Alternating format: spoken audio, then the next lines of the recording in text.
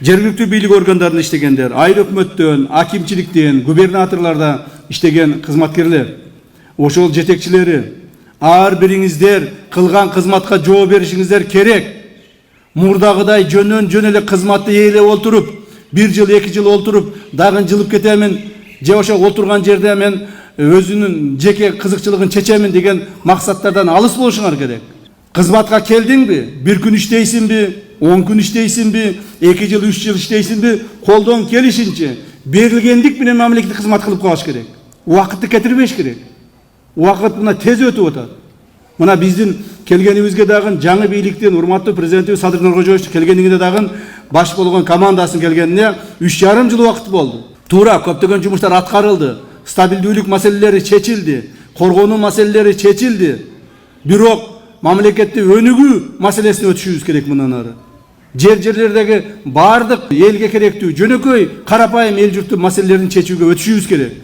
Губернатор баш болгон мына мен азыр эле бир нерсени айтып коеюн. Могул жерде жакшы асфальт тапсыңар. Ал эми ушул жолго келген жолду карабайсыңар кандай болуп турду акыбалы. Эмне үчүн асфальттанбаган? Губернатор. Быйыл жасабайсыңар. Буквально 2 неделяда ушул жер асфальт болбосо, мен өзүм келип текшерем. Уктуңузбу? 2 аптанын ичинде, 15 күнүн ичинде ушул жерге кирген мына шаарды аралап аткан жол толук боюна асфальт болуш керек. Ушул жерде канча элдер жашап атат. Мына ичиңерде асфальт кылып алдыңар, жолуңарда асфальт кылып алдыңар, эмне үчүн элдикин жасап бербешибиз керек? Мына ушундай нерселерди көрсөтүп, силердин көзүңөргө сайып олтурбастан өзүңөр жасагыла. Аким жасаш керек ушуну. Ушул губернатор жасаш керек. Облустук жетекчилер жасаш керек ушуну. Жерлерде ошол жергиликтүү бийлик органдарынын туура эмес же болбосо жакшы иштебеген негизинде элдин көп нааразычылыктары пайда болуп атат. Муну биз туура түшүнүшүбүз керек.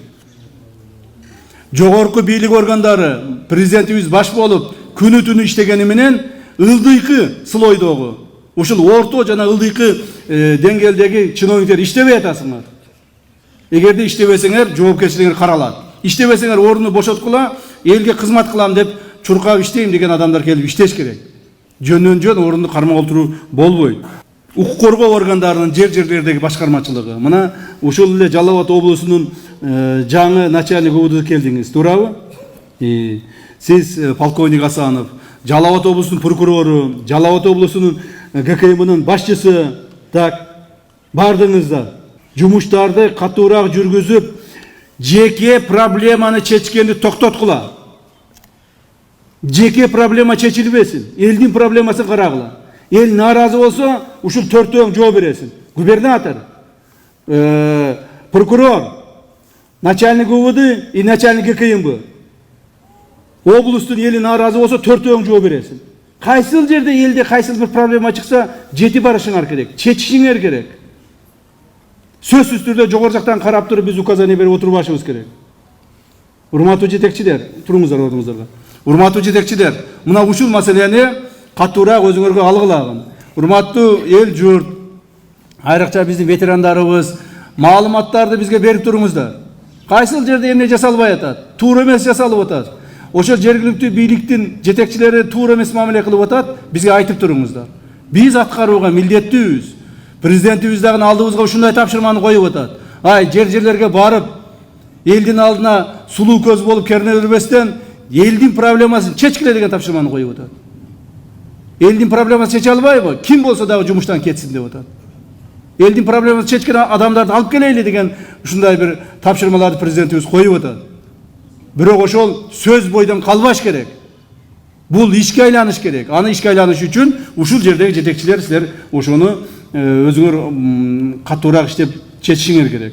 Биздин ушул Жалал Абад облустук чегара кызматынын эң негизги чегараны коргоо багыты бүгүнкү күндө мына Аксы, Алабука, Нокен райондорунун чегинде болуп атат. Себеби Жалал Абад, Сузак райондору, Базар Каргон райондорунун чектери негизинен тосулган. Ушул Аксы, Алабука жагында көптөгөн көйгөйлөр болуп атат. Биздин чегара кызматкерлеринин өзү эле көптөгөн жанагыдай контрабандага өздөрү киришип, өздөрү жардам беришип, мыйзамдарды бузуп атышат. Мына ушуну белгилеп коюп кетким келет.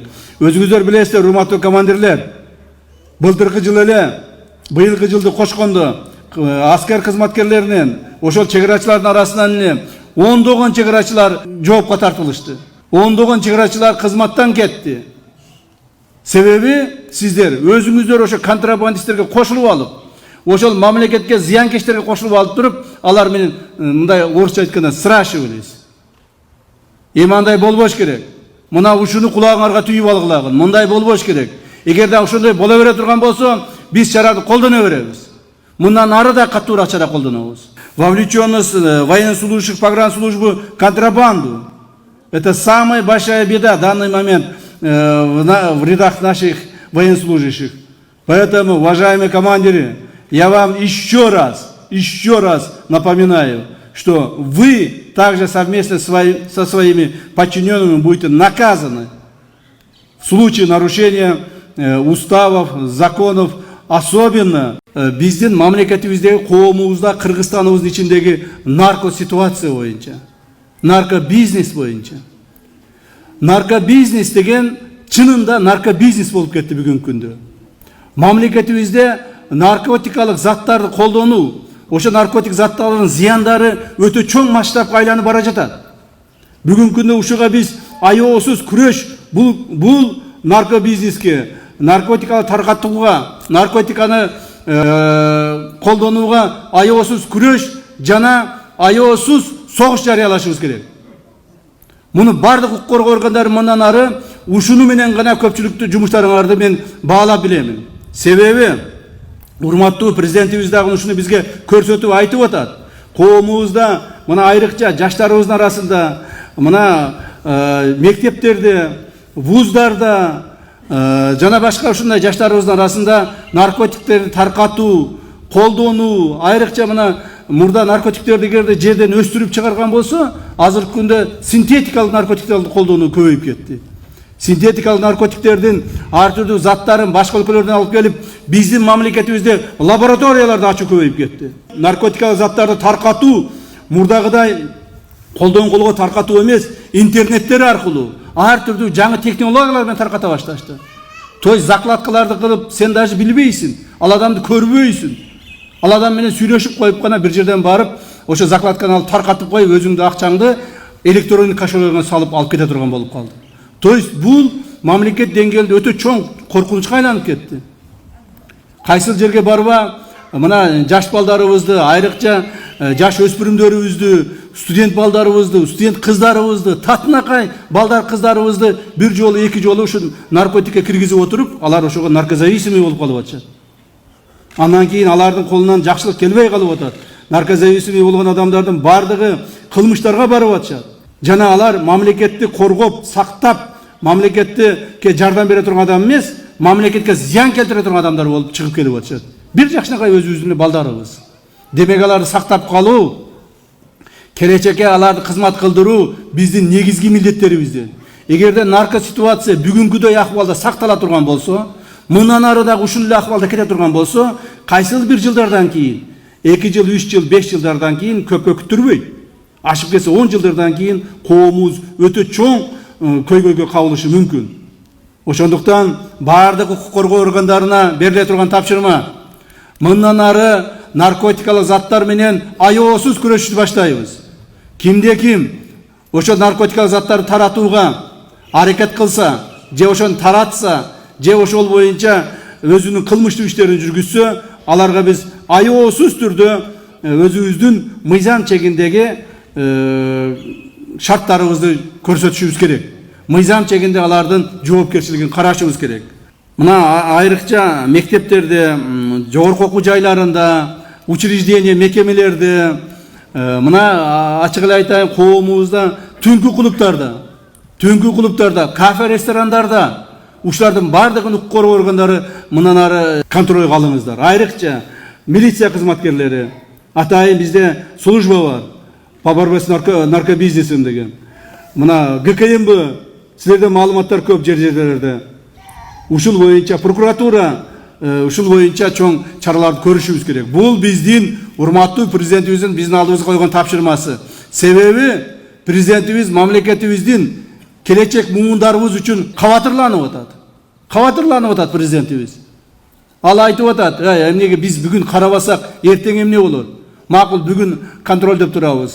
Эртең бүрсүгүн контролдон чыгып кетсе, бардыгы эле ушундай наркотикалык заттарга аралашып кетсе, эмне кылабыз деп өтө чоң кабатырланып атат. Ушул боюнча чоңураак, көбүрөөк жумуштар аткарыңыздар. Мындан ары бул чоң контролго алынат. Андан сырткары ушул жерде айтып коюш керек, сращивание сотрудников правоохранительных органов с наркобаронами. То есть биздин ошол укук коргоо органдарынын адамдары өздөрү кошулуп кирип кетти. Былтыртан бери мен 2 эле жылдыкты айтайын, 1,5 жылдыкта, былтыры 1 жыл, быйыл мына 3 айдан бери. 12 милиция кызматкери ушул наркобизнеске байланыштуу кармалды. Жоопко тартылышты. Өздөрү ошол кошулушуп, сатышып, өздөрү кошулушуп, жолдорду үйрөтүшүп, өздөрү ошолор кырышабат этип жүргөндөр көбөйүп атат.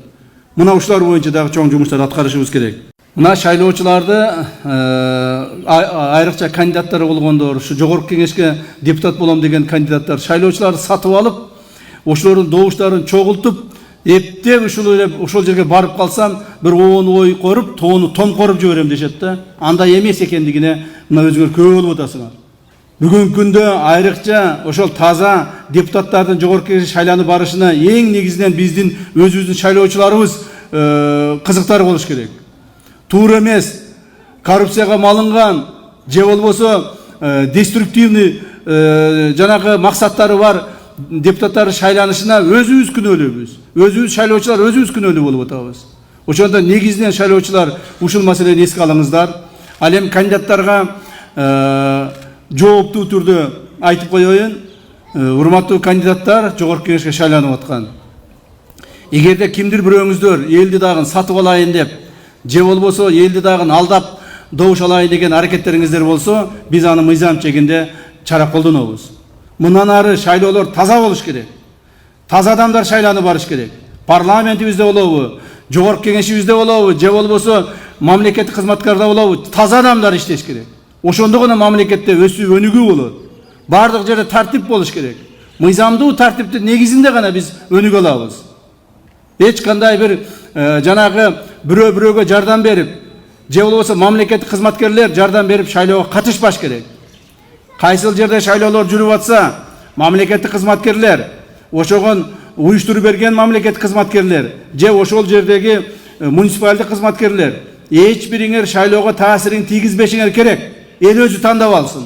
Эл каалаганын, көңүлүнө жакканын таза деп элге кызмат кылат деген кандидат тандап алсын. Эгерде кайсыл бир мамлекеттик кызматкерлер шайлоолорго таасирин тийгизүүгө аракет кылса, биз аларды мыйзамдын чегинде жазалоого жана жоопко тартууга милдеттүү болобуз. Ушуну ушул жерде катышып отурган мамлекеттик кызматкерлер, мына прокуратуранын кызматкерлери турат, ГКМнын кызматкерлери турат, укук коргоо органдарынын кызматкерлери турасыздар. Ушул маселеге жакшыраак көңүлүңүздөрдү буруңуздар. Биз мурдагыдай көз жазымда калтырып, коррупционер болсо деле, мамлекет уурдап талып жеген адам болсо деле, же болбосо зыянкеч болсо деле билип туруп, ошолордун акчасына кызыгып шайлаганды же ошолорду мамлекеттик чоң кызматка алып келгенди токтотушубуз керек. Кимдир бирөө кайсыл бир деңгээлде мамлекетке зыян келтирсе, түздөн-түз жооп берүүгө милдеттүү болот. Анын ошол жооп берүүсүн камсыз кылуу мына биздин негизги милдеттерибиздин бири. Парламентти тазалоону көрүп атасыздар. Парламентке дагы туура эмес адамдар шайланып келип калган. Мына ошол адамдарды тазалоо милдеттери жүрүп жатат. Мындан ары да жүрөт. Мындан ары мен акчам эле көп болсо, же болбосо таанышым эле көп болсо, же болбосо мамлекеттик кызмат иштеген чоң тууган ургун болсо эле, мен парламентке шайланып келип калам деген үмүт болбош керек. Парламентке таза, мамлекетке берилгендик менен кызмат кыла турган, эл үчүн, журт үчүн жанын аябай ушул элге кызмат кылам дегендер гана келиш керек. Жөнөкөй адамдардын, жөнөкөй элдин арасынан чыккан мекенчилдерибиз келиш керек. Анан жалаң эле ушу коррупционерлердин ак инелери, туугандары келбеш керек. Келгендери мына тазалап атабыз, көрүп атасыздар. Мындан кийин дагы ушундай болот. Жыйынтыктарын өзүңүздөр көрүп атасыздар. Парламенттен эле акыркы эле маалдарда 5-6 депутатыбыз парламенттен кетти. Көпчүлүгү өз ыктыяры менен кетти. Себеби биз аларга көрсөтүп атабыз. Өз ыктыяры менен кетүүгө мажбурлап көрсөтүп атабыз. Алардын туура эмес депутат экендигин, туура эмес шайлангандыгын, алардын белгилеп атабыз. Ал эми кетпегендери болсо, же болбосо мыйзамды бузгандарыны жоопко тартып атабыз. Мунун бардыгы мыйзамдын чегинде жүргүзүлүп атат. Бул мамлекетибиздин эртеңки келечеги үчүн жасалып аткан жумуштар.